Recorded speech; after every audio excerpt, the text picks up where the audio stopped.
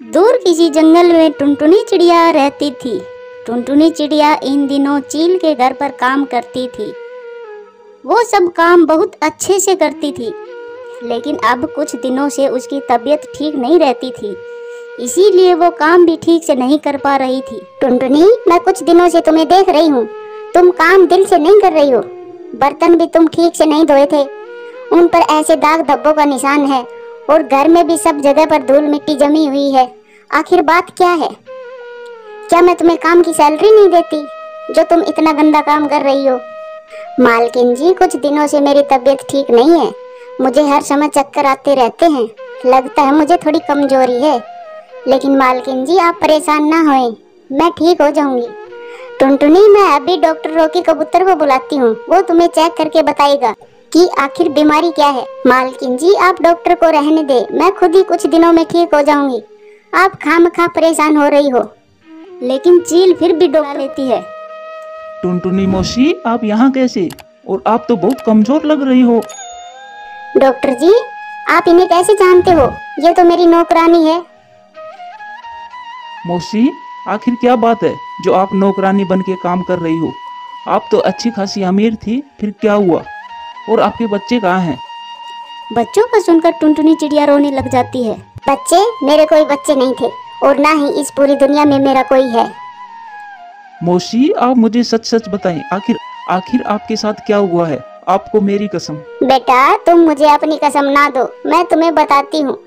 आज से कुछ समय पहले जब तुम्हारे अंकल को मरे हुए कुछ दिन बीते थे, तो मेरे दोनों बच्चे मेरे पास आते हैं। माँ, आज हम एक जरूरी काम से आए हैं, ये कागजात है, इन पर साइन कर दो। बेटा, ये क्या है और ये किस चीज के कागज हैं?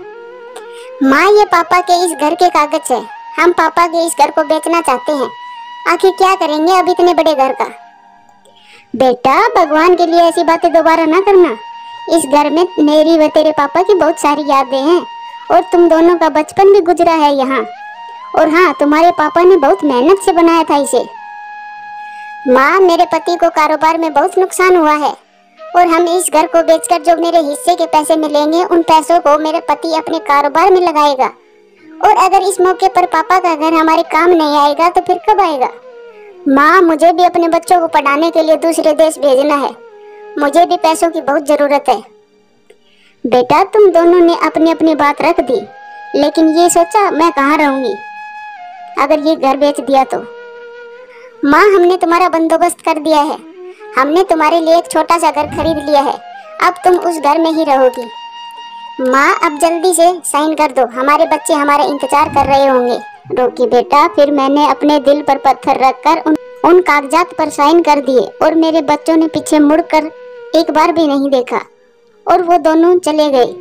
उस एक कमरे के घर में मेरा दम घुटता था, और अपने पुराने दिनों को याद करके और ज्यादा परेशान होती थी। इसीलिए मैं काम करने के लिए निकल गई, और चील दीदी के पास मुझे नौकरी मिल गई। यहाँ पर मैं काम करती हूँ तो मुझे 2 वक्त की रोटी नसीब हो जाती है, और मेरा समय भी गुजर जाता है। मौसी, आप मेरे साथ चले मेरे घर, मैं आपको मेरे साथ ही रखूंगा। मुझे लगता है भगवान ने मेरी सुन ली। मेरी माँ के जाने के बाद मुझे एक और माँ मिल गई। नहीं रोकी बेटा, मैं तुम्हारे साथ नहीं रहूंगी। बेटा, मैं तुम्हारे ऊपर बोझ नहीं बनना चाहती। लेकिन मौसी, माँ कभी भी अपने बच्चों पर बोझ नहीं होती, और अगर आज मैं डॉक्टर बना हूँ तो सिर्फ आपकी वजह से। मुझे अच्छी तरह याद है जब मेरे पापा के जाने के बाद मैं अपनी माँ के साथ खड़ा था और आप हमारे पास आई थी। बहन जी, क्या हुआ? बहन, मेरा पति मर गया और मुझे मेरे पति के भाइयों ने घर से निकाल दिया। अब मेरा इस दुनिया में कोई नहीं है। मुझे ये समझ नहीं आ रहा कि मैं अपने छोटे से बच्चों को लेकर जाऊं कहां। बहन जी, आप मेरे साथ मेरे घर चलें। मौसी, आपने मुझे और मेरी माँ को भोजन भी दिया, और साथ में कुछ पैसे भी दिए कि हम कुछ कारोबार कर सके। मौसी, मेरी माँ ने उन पैसों से व्यापार किया और उन्हें अच्छा मुनाफा हुआ। मौसी, आपकी वजह से मैं डॉक्टर बन पाया हूँ। अगर आप उस दिन हमारी मदद नहीं करती तो पता नहीं हमारा क्या होता। मैं आपके इस एहसान को कभी नहीं भूल सकता। आपको मेरे साथ मेरे घर पर चलना ही होगा। मैं आपको नौकरों वाला काम नहीं करने दे सकता।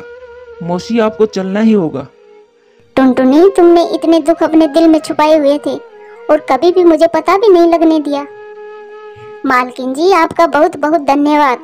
आपने मुझे अपने घर में नौकरी दी, 2 वक्त का खाना दिया। टुनटुनी, अगर मैंने कभी तुम्हें डांटा हो तो मुझे माफ कर देना। कोई बात नहीं मालकिन जी, आपकी डांट में भी प्यार होता था। मैं आपके एहसान को कभी नहीं भूलूंगी। और फिर टुनटुनी चिड़िया रॉकी कबूतर के साथ उसके घर पर चली जाती है। माँ, ये घर आज से आपका है और अब से मैं आपका बेटा हूँ। ये क्या माँ, आप रो रही हो? मैं कभी भी अपनी माँ की आंखों में आंसू नहीं देख सकता। रॉकी बेटा, मैं इसलिए रो रही हूँ कि मेरी अपनी संतान ने मुझे बेसहारा कर दिया, और एक तुम हो जिसने मुझे अपनी संतान से बढ़कर भी मान सम्मान दिया। माँ, आपके आ जाने से यह घर घर लग रहा है। मैं बहुत खुश हूँ। अगर भगवान ने मेरी एक माँ ले ली तो बदले में मुझे दूसरी माँ दे दी। और फिर रॉकी कबूतर टुनटुनी की बहुत सेवा करता है, उसकी हर जरूरत का ख्याल रखता। टुनटुनी भी अब रॉकी को ही अपना बेटा समझने लगी थी। हाँ बेटा अब बहुत अच्छा जीवन बिताने लगते हैं। तो प्यारे दोस्तों, इस कहानी से हमें सीख मिलती है कि रिश्ते खून के नहीं, प्यार और एहसास के होते हैं। अगर खून के रिश्तों में प्यार ना हो तो वो रिश्ते भी बेमायने हो जाते हैं। टुनटुनी चिड़िया उस जंगल में नई आई थी, वो अंडे देने वाली थी।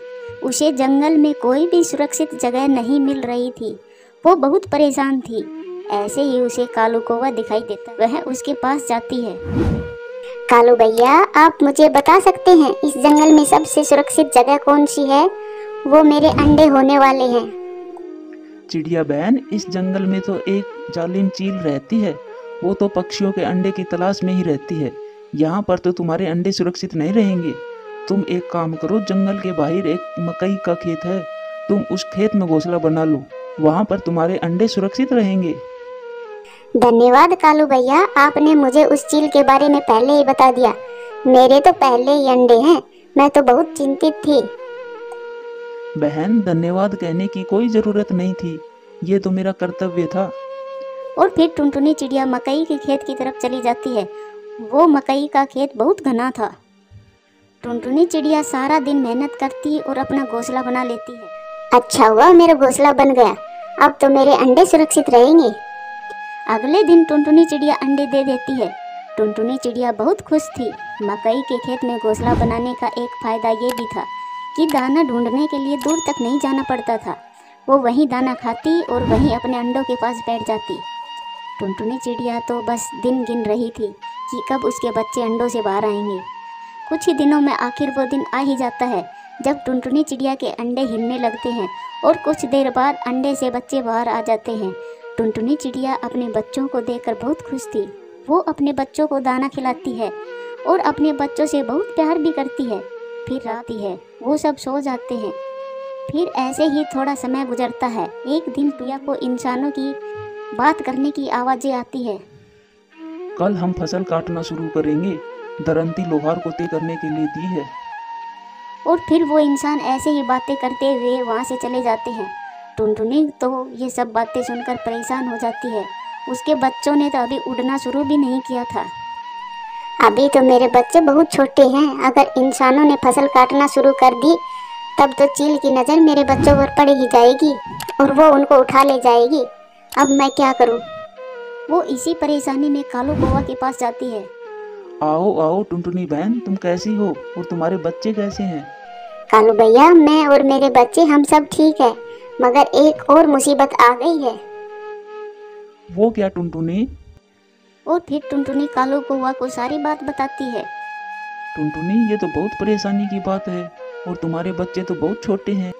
अगर तुम उन्हें बाहर लेकर आई तो चील उन्हें खा जाएगी। टुनटुनी, मेरे पास एक उपाय है, क्यों न हम जाकर उस किसान से विनती करें कि वो कुछ दिन फसल ना काटे। कालू भैया, क्या वो हमारी बात मान लेंगे?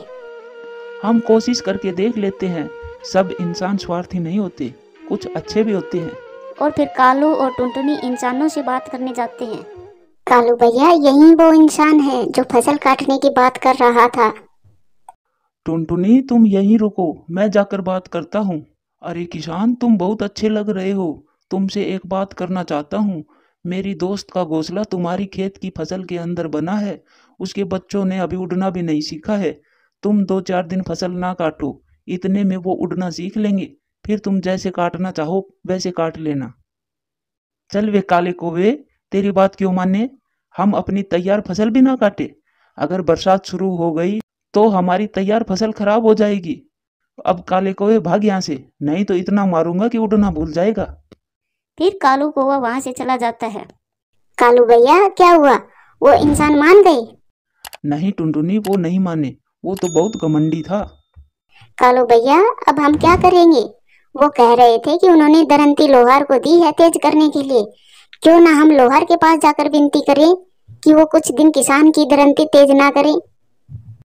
अगर किसान को दरंती नहीं मिलेगी तो वो फसल को काट भी नहीं पाएगा। टुनटुनी चिड़िया, तुम्हारी बात में तो दम है। हम अभी लोहार के पास जाते हैं। फिर वो दोनों लोहार के पास जाते हैं। लोहार भैया आप मुझे बहुत अच्छे इंसान लग रहे हो, क्या आप मेरी मदद कर सकते हो? क्या हुआ चिड़िया, जल्दी बताओ, मुझे ये दरंती भी तेज करनी है। किसान अपनी दरंती लेने आता ही होगा। लोहार भैया आप प्लीज कुछ दिन ये दरंती किसान को ना दे। उनके खेत में मेरा घोंसला है और उनमें मेरे 2 छोटे छोटे बच्चे हैं, उनको अभी उड़ना भी नहीं आता। अगर किसान ने फसल काट ली तो चील मेरे बच्चों को खा जाएगी। चिड़िया, तुम्हें अपने बच्चों की तो चिंता है, हमारे बारे में भी तो सोचो। अगर मैंने किसान को दरंती ना दी तो वो मुझे पैसा नहीं देगा, और फिर मैं बिना पैसों के भोजन कैसे लेकर आऊंगा? वो लोहार भी उनके बात मानने से इनकार कर देता है। वो निराश होकर लौट आते हैं। वो दोनों एक पेड़ पर बैठ जाते हैं। कालू भैया उस लोहार से तो बस आखिरी उम्मीद थी, अब हम क्या करेंगे? टुनटुनी, मेरे पास एक आइडिया है। कालू भैया क्या करने वाले हो आप? तुम बस देखती जाओ अब मैं क्या करता हूँ। टुनटुनी चिड़िया और कालू कौवा वहीं पेड़ पर बैठे रहते हैं। कुछ देर बाद किसान भी अपनी दरंती लेने आ जाता है। वो जैसे ही दरंती लेकर उस पेड़ के सामने से गुजरता है, वैसे ही कालू कौवा दरंती किसान से छीनकर उड़ने लगता है। फिर क्या था, कालू कौवा आगे आगे और किसान उसके पीछे पीछे। कालू कौवा दरंती लेकर नदी की ओर जाता है। वो दरंती को नदी में गिरा देता है और किसान से कहता है, मतलब भी इंसान, अब काटो जाकर फसल। किसान भी कालू कौवा की चालाकी पर हैरान था, क्योंकि नई दरंती बनने में 2-3 दिन लग ही जाने थे। फिर कालू कौवा वापिस आ जाता है और वापिस आकर टुनटुनी से कहता है, टुनटुनी, जब घी सीधी उंगली से ना निकले तो उंगली को टेढ़ी करनी चाहिए। फिर वो दोनों हंसने लग जाते।